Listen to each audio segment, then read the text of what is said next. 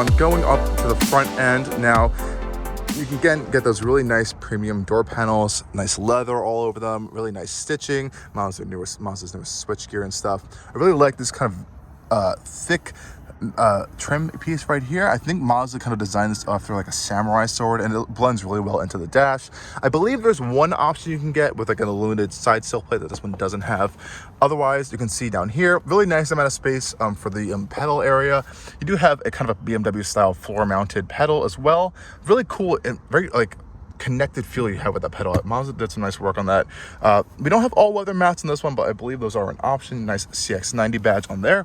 And again, same treatment we have on the rear seats over here. So we have that bronze kind of finish with the stitching. These are ventilated though up front, so you do have that perforation kind of going to work over there. And let's hop inside because I do really love this whole driving space in here.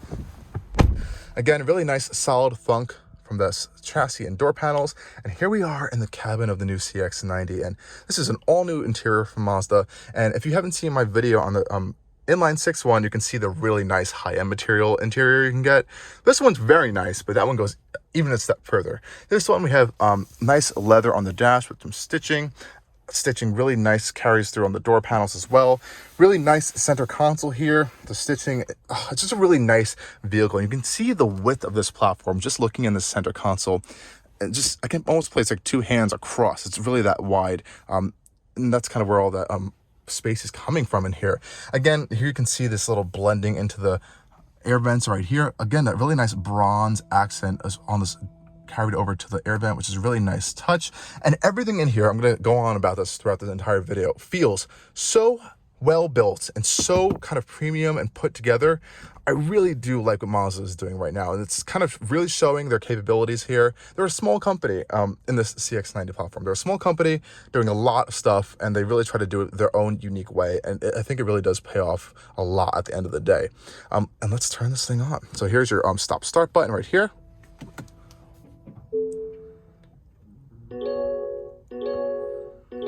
Everything comes to life. It's a lot of beeps, unfortunately, so that will end now. Awesome. Okay, so let's start off with our driver zone right here. So we have the Premium Plus Mazda CX-90 here, and that means you're getting this full, beautiful digital display over here. We're also getting a heads-up display up there, which you may or may not be able to see on camera. One of the clearest and crispest heads-up display I do have to say on the market right now. I've driven a lot of cars this year, and this has to be one of my favorite. Kia and Hyundai's, for example, it's very blurry and low resolution. This looks like it's like painted onto like the road surface. It's really nice. Anyways, this display here is really fantastic. It isn't super configurable, though you do have this kind of eye-active safety sense display where it shows you all of your safety systems and radar cruise control.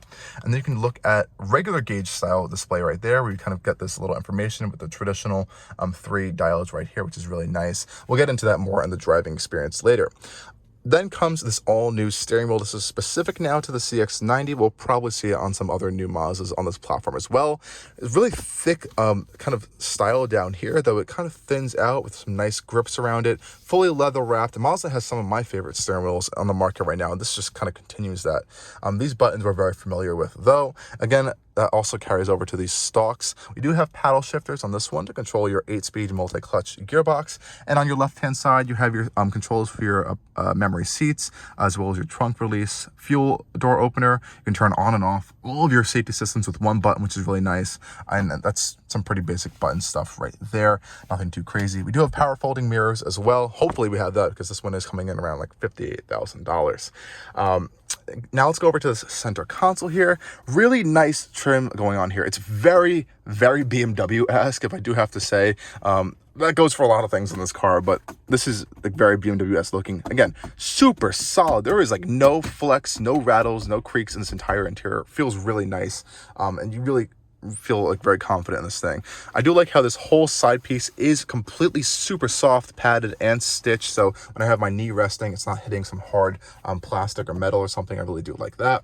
And Mazda's kind of ergonomics design is one of the best in the entire industry. This placement of this center console here, which opens in this fan style, very dramatic. It's not super deep, actually. I wish it was a little bit deeper. You have 2 USB-C ports in there, and that's pretty much it. But at least it sounds and feels really good, very well built, and these very nice padded armrests here. allow you to keep your hand and arm in a position where you always have access to pretty much everything that you need at all times. This is Mazda's command unit to control their infotainment system, though it is a touchscreen now, so you can use that if you want as well, in Apple CarPlay and Android Auto function only. Otherwise, I actually use this more than touchscreen because it's just so easy and intuitive to use. Even while I'm like driving, I kind of get muscle memory and just quickly tap these 4 buttons and kind of scroll the wheel around like it's nothing. So fantastic system. It's my personal favorite, but everyone has their own preferences. You have a physical control wheel for your tune and track buttons, as well as your volume knobs and a mute switch, a favorite button, and you also have auto hold right there. A fantastic 360-degree view camera system. This has to be one of the clearest 360-degree view camera systems I have seen on the market right now. It's really good, and Mazda did not used to have a good camera system, so this is a huge step up. You have a 360-degree view mode, and you also have this kind of like surround view stereo mode as well, which is kind of cool. And this, of course, will pop up when you're in the reverse function as well, but really nice crystal clear screen, and you can activate that right there with that little touch of a button.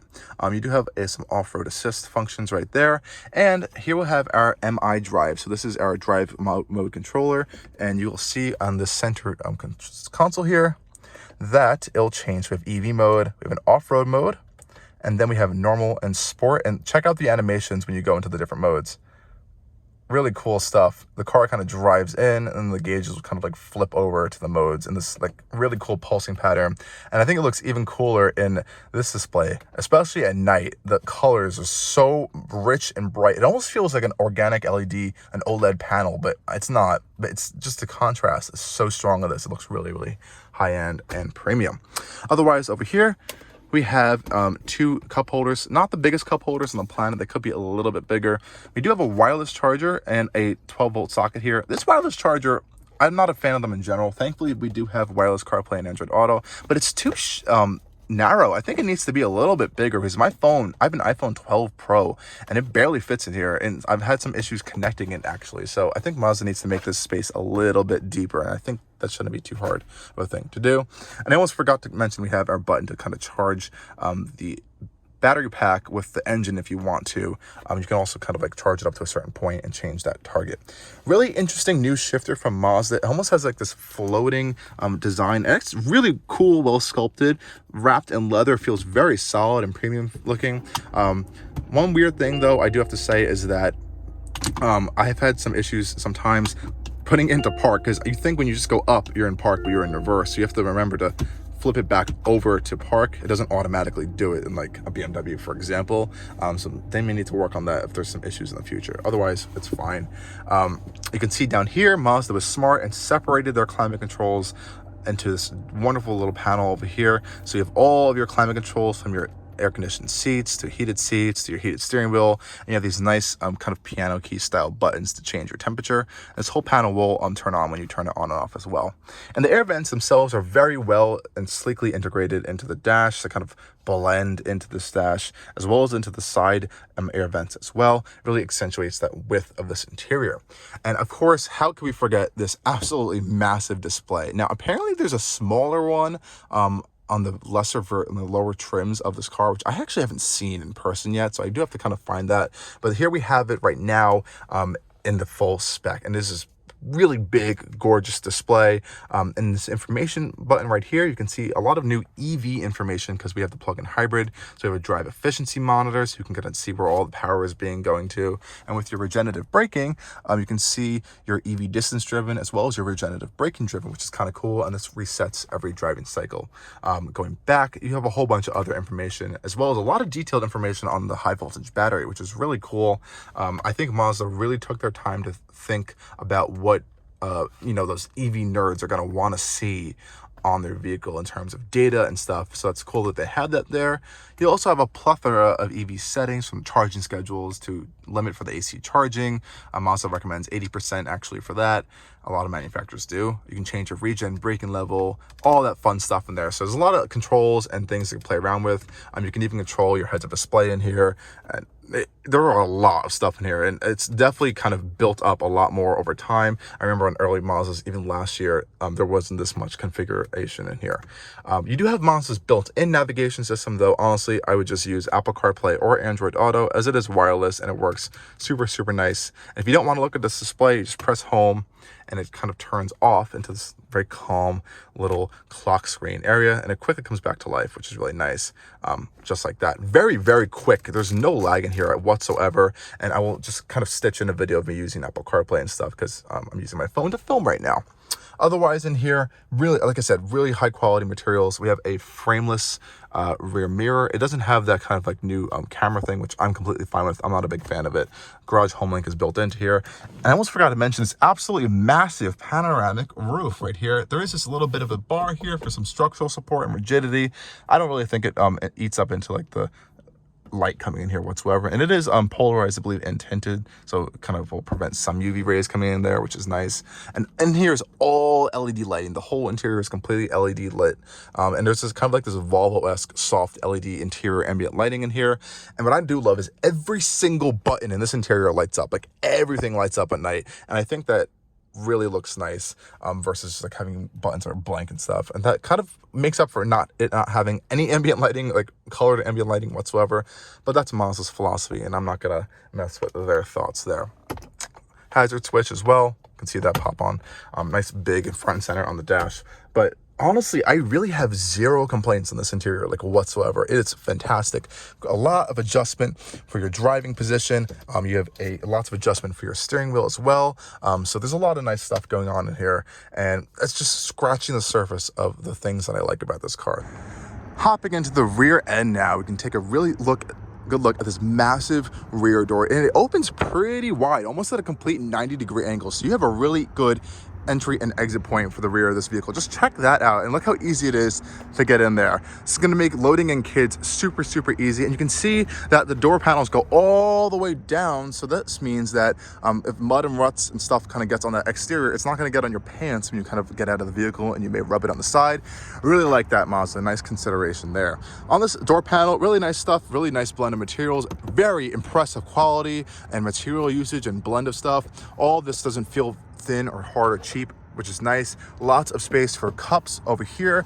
You also have this really nice kind of blended like metal look trim and stuff.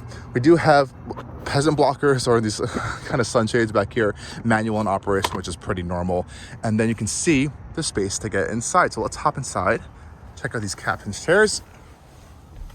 Really nice solid thunk from that door and this new platform. And we are sitting in the second row captain's chairs now. This is my driver's position, and you can just see how much space I have. I'm 6 feet tall. Incredible amounts of footroom down there. We have some storage on the backs of the seats.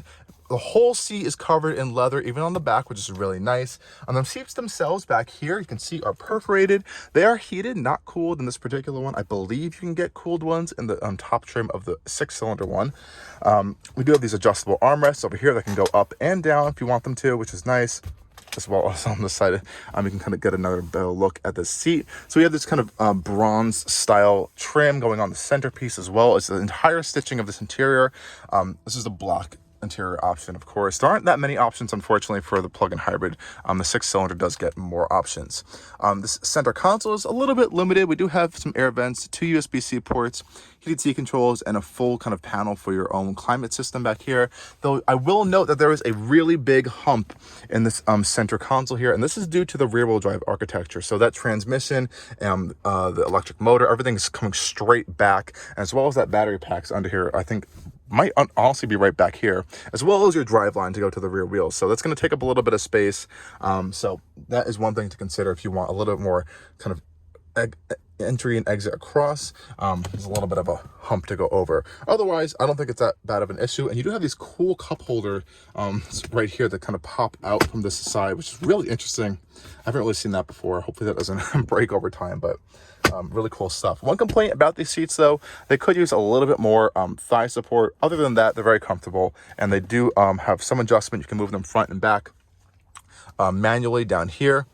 if I want to pull them all the way up or all the way back. And you do have a recline function as well, so I can pull them back a little bit if I need to. Otherwise, they're not too bad.